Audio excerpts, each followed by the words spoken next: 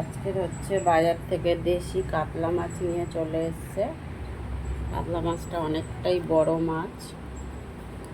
দেখো, মাছটা ধোবো, ধুয়ে আর একদম পাতলা করে জিরে বাটা দিয়ে, জিরে আদা বাটা দিয়ে ঝোলটা রান্না করব।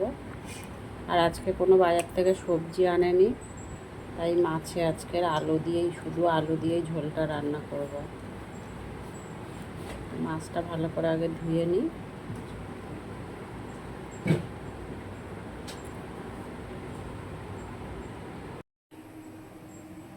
দেখো, রান্না করব এখন। মাছ নিয়ে চলে এসছে বাজার থেকে।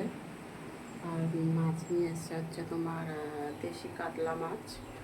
সেটা এখন রান্না করবো। আর আজকে কোনো সবজি নিয়ে আসেনি, কোনো সবজি না। কেন কি আমাদের একটা খুব দরকারি একটা কাজ হচ্ছে, তো সেটা পরে তোমাদেরকে জানাবো বন্ধুরা।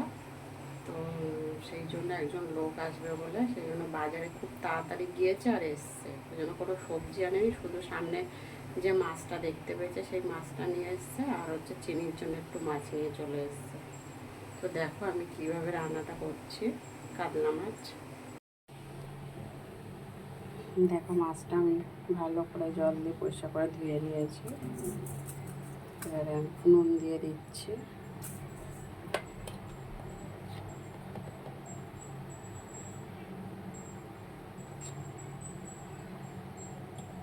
মাখিয়ে রেখে দেবো 2 মিনিট।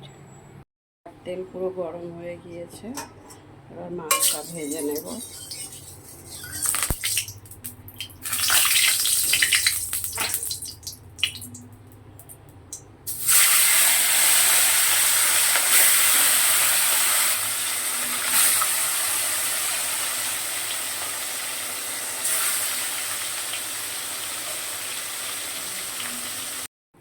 দেখো, মাছটা ভাজা হয়ে গিয়েছে।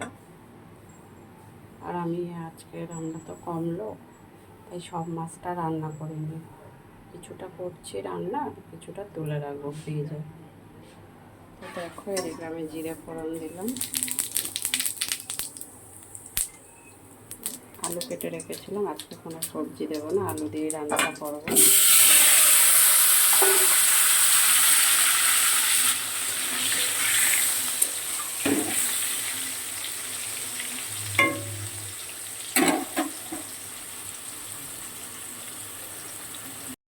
দেখো, মাছের তরকারিটা রান্না করার জন্য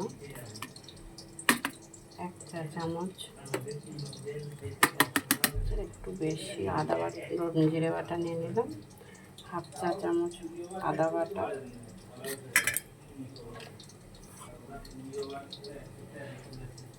স্বাদ মতন লবণ,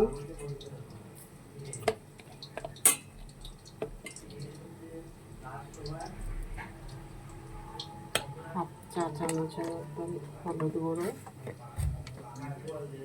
আর আমরা তো ঝালটা একটু কম খাই, কেন কি বাবা হচ্ছে ঝাল একদমই খেতে পারে না, সেই জন্য ঝালটা একটু কম দিয়েই রান্না করব। এই মশলাটা আমি জল দিয়ে প্রথমে ভালো করে নেড়ে চেড়ে রেখে দেব।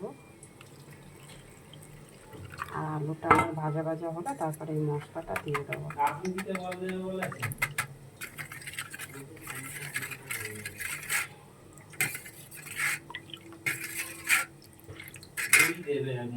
দেখো, আলুটা ভাজা ভাজা হয়ে গিয়েছে।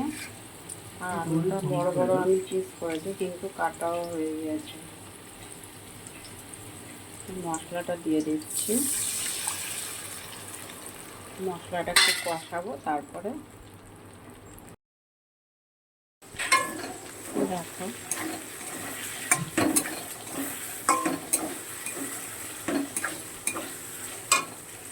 মশলাটা আমার প্রায় কষানোই হয়ে গিয়েছে।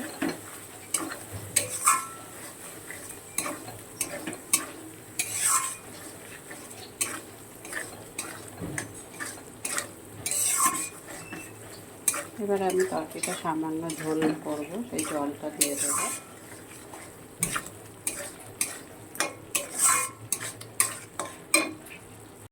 ঝোল দিয়ে মাছগুলো দিয়ে দিয়েছি। এবার একটু 2-3 মিনিট ফুটবে, তারপর নামিয়ে নেব। দেখো, মাছের ঝোলটা আমার হয়ে গিয়েছে। রান্না হয়ে গিয়েছে, নামিয়েও নিয়েছি।